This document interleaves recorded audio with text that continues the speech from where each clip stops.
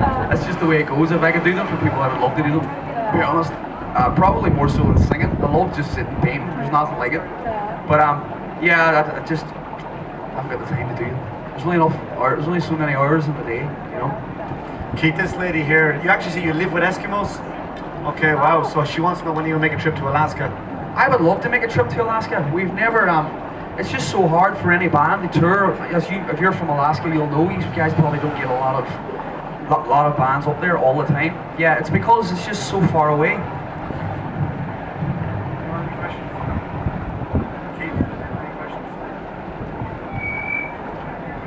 No way. What'd she say? That'd be awesome. What was it? Well, talk to Sharon. I would love to go up to Russia or go to.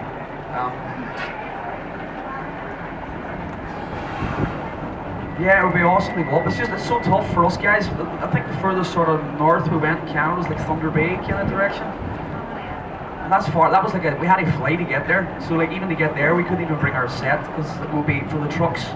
It's like a 2.5 day trek to get there, which means you'll have to do 3 days to get back. So it's a week-long trek for one show. You know, it's just the logistics of it's very hard.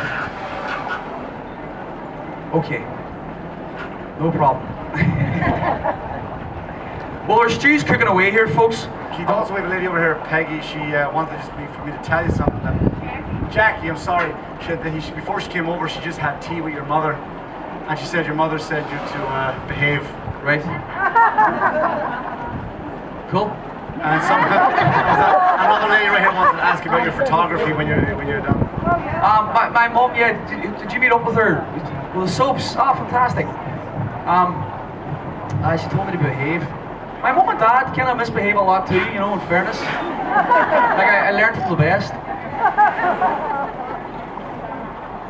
Oh, I know. I'm the apple of my granny's eye, without a doubt. The rest of the grandchildren hate me for that, including Rebecca. She always says there was nobody like me. But I was the only kind of kid in the house growing up when my grandmother was. So I basically lived in my grandmother. I call her mommy half the time. I don't call her granny because I grew up with my aunties and uncles, so they're like my big sisters, and they called her mum, so I kind of call her mum too. It's weird, but I grew up basically staying in her house, probably more than I stayed in my own house when I was growing up. So we're pretty close. My granny's a cool cat. She's turned 70 something this year. Yeah, she's fun. I don't know how she puts up with all our nonsense. Her house is crazy. She's like the oracle. Every time she moves into one room, even she's trying to get away from everyone. She goes to bed before she knows it. There's like 6 of us sitting on the bed talking to her. She might just leave me alone for 5 minutes. And this lady asked a quick question about your photography. How that's going? Photography's going good again. It's like the art. You know, there's priorities for me is my music, obviously, and that's kind of a side thing that I would like to do more of. But it's just sort of one of those things I do. I used to, when I first got my camera about 5-6 years ago, got a couple of good cameras, and I used to shoot a lot more. But with work and I like to shoot places I've never been. So when you've done America about 40 million times, you just like, I've taken photographs of so much stuff. I don't want to take any more photographs of it. You know, but like we've toured America, I don't know how many times now. I don't know how many miles we've done.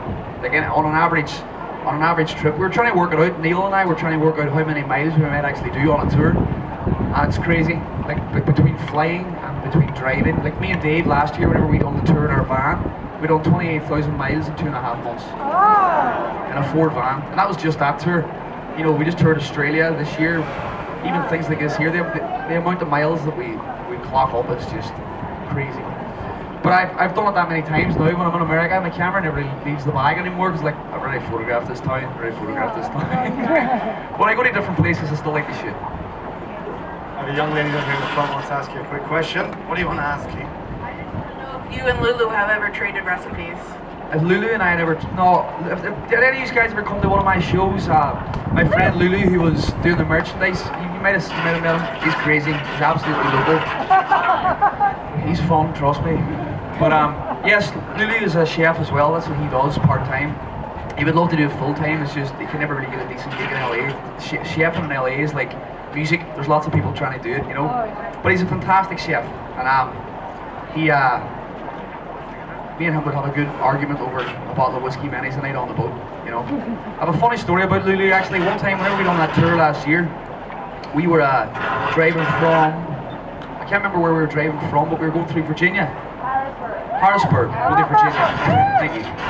But whenever we were going through Virginia, it was about 8 o'clock that night, and it was Barry Kerr's birthday. And we were all in the van, and Lulu, we seen the sign saying like "Welcome to Virginia," and Lulu just pops his head through the middle of the van. He's like, dude, he's like, are we going to Virginia? And I was like, we're driving to like Atlanta. We have to go through Virginia. So he was like, I'm not allowed in Virginia. What do you mean you're not allowed in Virginia? He's like, I can't tell you, but I'm just not allowed. I was like, what do you mean, like the whole state? He's like, yeah, we're not allowed in the whole state. And that was enough questions for me to ask. I don't want to get involved in business, to be honest. But it ended up having a long detour through a lot of mountains. I was going to kill him. I was going to absolutely kill him. You know, your merch guy, you end up having to do another 400 miles that night to drive around the whole state. Because apparently, I don't know, I'm not even going to tell you why, but yeah, he could have got into a lot of trouble had I brought him there. Anyway, we got into as much trouble taking the detour, so we had to stop in some town, and it was Barry's birthday, and it ended up being messy. The lady at the back here, she told me to tell you that Daniel O'Donnell told her to tell you hello, because you had done the same back the way. Tell Daniel I says hello back thrice. Thank you. What'd you say? Tell him again, aye. Tell him, I said, I've never actually met Daniel O'Donnell. I think all the rest of the boys have met him. I've never met him. We're cousins. We probably could be. He's from Donegal as well, so. Daniel. Over here with a lady, I'm assuming you're from Australia, correct? She wants to know when you were down there, have you ever tried Vegemite? I have, it's beautiful. Yes, I have. Vegemite. Have you ever tried kangaroo? I have tried both of those. I'm more a fan of Marmite. I know Australian people love Vegemite. I don't know what it is. Yeah. I think Marmite's better. But no, I know every Australian goes, no. But I think, personally, my taste goes to Marmite. I don't know why. You either love it or you hate it. I do like kangaroo. We actually barbecued it one night in a town called Tamworth. Tamworth, you know, the country town. And we had a barbecue there, so we barbecued a lot of kangaroo. It's pretty good. You have to cook it slow though, because I thought it went kind of tough pretty quick if you cooked it too fast. Kangaroo. What's that, Skippy?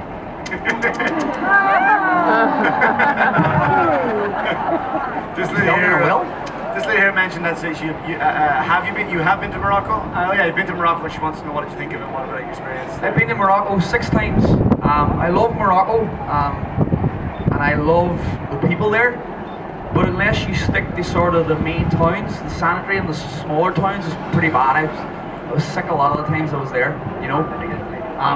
If I went, like, I'm sure it's not everywhere you go in Morocco. I have friends from Morocco, and the cooking's fantastic. You get the tagine dishes with the couscous, and they serve it to you in the pot with the hot coals below it. I mean, if you get a beautiful tagine, there's nothing like it. But Morocco's fun. If I went again, I would have to bring like a camper van and just drive around and cook my own food there. Which you can do. We're actually talking about possibly doing it in January. I might go down for a week. A few of us are talking about driving to the south of Ireland, taking the ferry across to France, drive through Spain, and then you get a ferry which leaves twice a day, and it takes you into a place called Agadir, which is the sort of main city where you fly into in North Morocco. And then you can drive from there. You go to places called Sidi Kioki, Mswan, lots of nice places. Tagazout. Tagazout's about an hour from Agadir, and Tagazout's a town that the main wave in the town's called Anchor Point, and it's because there is an anchor factory there, and the person who named it Anchor Point was Jimi Hendrix. So back in the day, this wee town, Tagazout, is where the Beatles and Jimi Hendrix used to hang out to smoke. But it's a beautiful town nonetheless.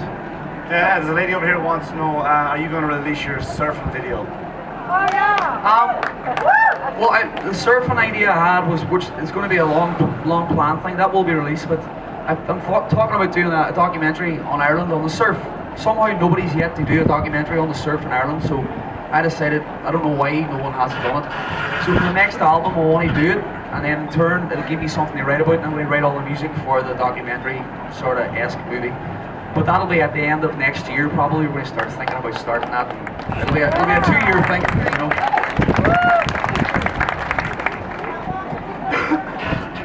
This lady wants to know, are you still trying to get on the Ellen show? I am still trying to get on the Ellen show. I actually made it to the Ellen show. My friend was playing there. My buddy was doing guitar tech for him, a guy called Frank Turner, and I was standing side stage. And my friend Cahir, who's his guitar tech, so we were side stage at the Ellen show, and we were just giving Ellen dogs abuse. Me and him were like, Ellen, just like making fun of her, not realizing she was just standing in between us. She's about this tall, and I was just like, oh, you're Ellen. Yeah. She walked away, and I was like, alright, that's a chance shot. That's too bad.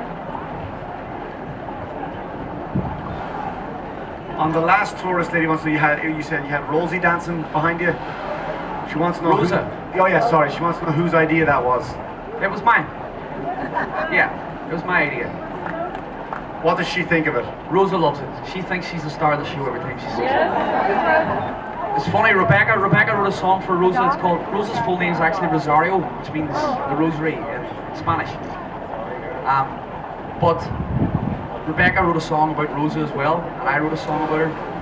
And she turned around and said to us, she said, it's great, she says, there's 3 songs wrote about me. I said, what's the 3? And Rebecca sang her song, and I sang my song, and she picked that on and said, if you leave me now, you take away the...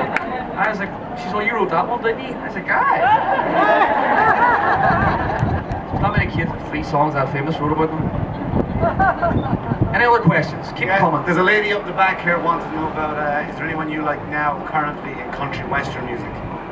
Personally speaking, I don't like country music right now. I think it's just, it's like Poison back in the day, or like, it's like glam rock pop. It's not country music.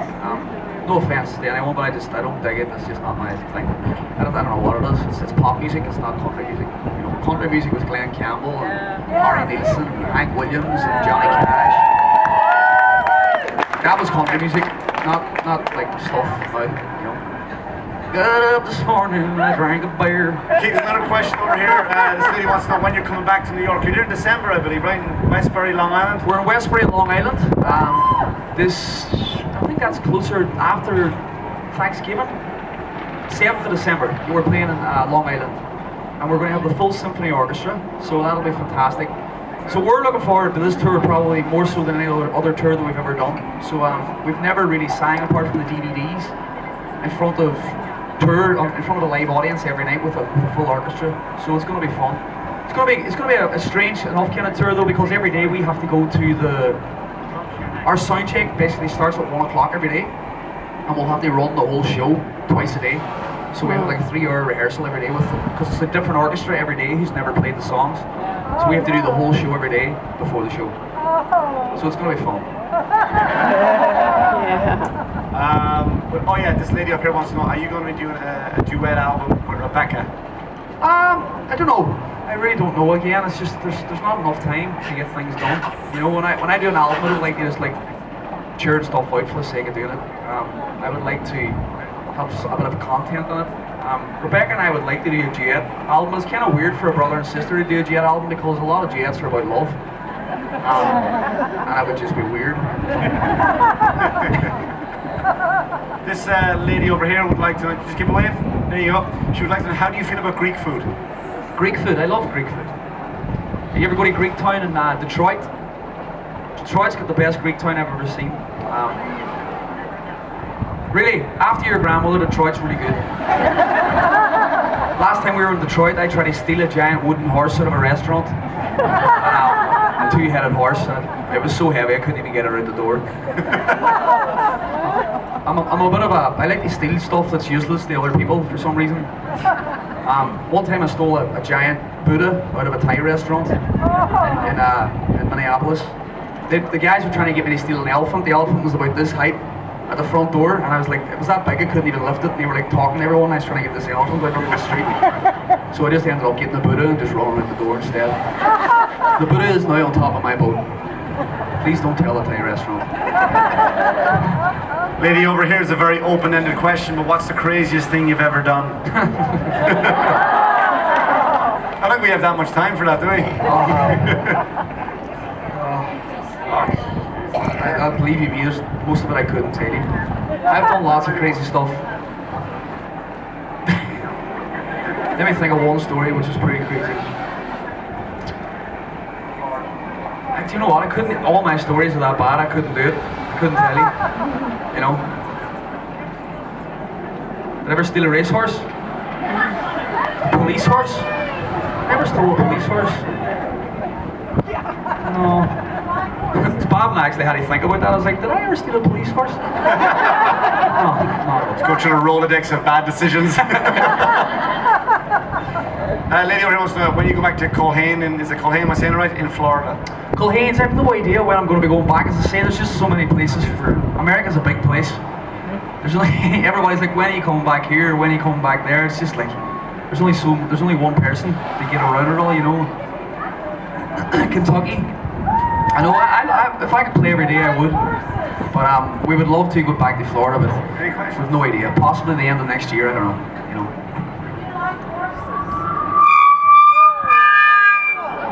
Down horse.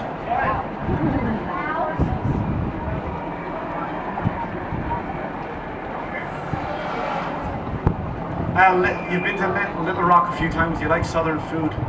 I do like Southern food. Rubs. I've been to Nashville. There's a place on Main Street in Nashville I go to all the time and have rubs. And the last time I was there, 3 of my buddies were vegetarian. And I just was like an absolute animal at the table. The guy was like, a whole rack? I was like, a whole rack.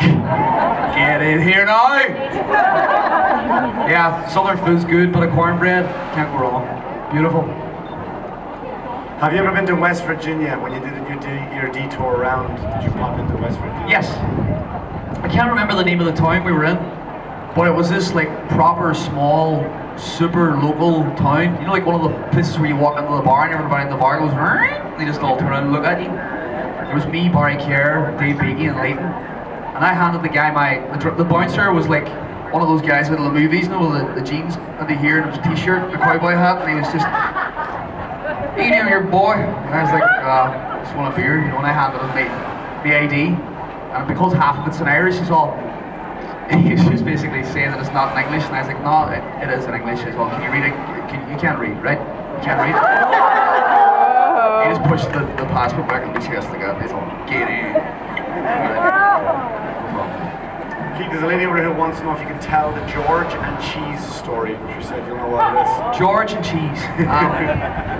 George, I like to play practical pranks on George. I like to play practical pranks on anybody, really, to be honest. One time we were on the bus as usual, and George, God rest him, was sitting there, and I was making a cheese sandwich. I had a few beers, we all had a few beers, and as I was making the cheese sandwich, I couldn't find any good cheese, so I just found all the, you know, like the packets of Singles cheese, like the rubbery stuff. And I was like, who bought this? Like, why would anybody buy this cheese? Like, why? I was just going off and wanting the cheese. And the second George looked away, just turned, like his head was there, and just went, just threw the big lump of cheese off the top of his head, and just like stuck to his head. And all the boys were in the bus were just like, George, like, don't do it again. Alright, don't do it again, don't do it again. And the second he looked away, he just got an orange piece, and he just went on top of his head again. And then after that time, the lads actually didn't even laugh. They were like, "Please don't do that to George again, or he's going to kill us all." But for me, that's just like a red flag to a bull. I was like, I have to do it again. Even if I thought he was going to kill me, I was still going to do it again. So that's what happened. Third time round, he just looked at me. He was like, "You better not do it." And I was like, "I have to do it, bro. I'm sorry." I smacked him with a lump of cheese, and he gets up. I was wearing this denim shirt, you know, and like I'm not a small enough guy, but George is just big. He was so big. And he grabs me and bear hugs me, and he squeezes me that tight that my shirt split up the middle. And I was like, I was waiting for ribs just to pop out my side. And he just kept screaming, I was like, "George, I can't." He just says, you see my legs flapping underneath. I never hit him with a cheese slice again. Lady over here wants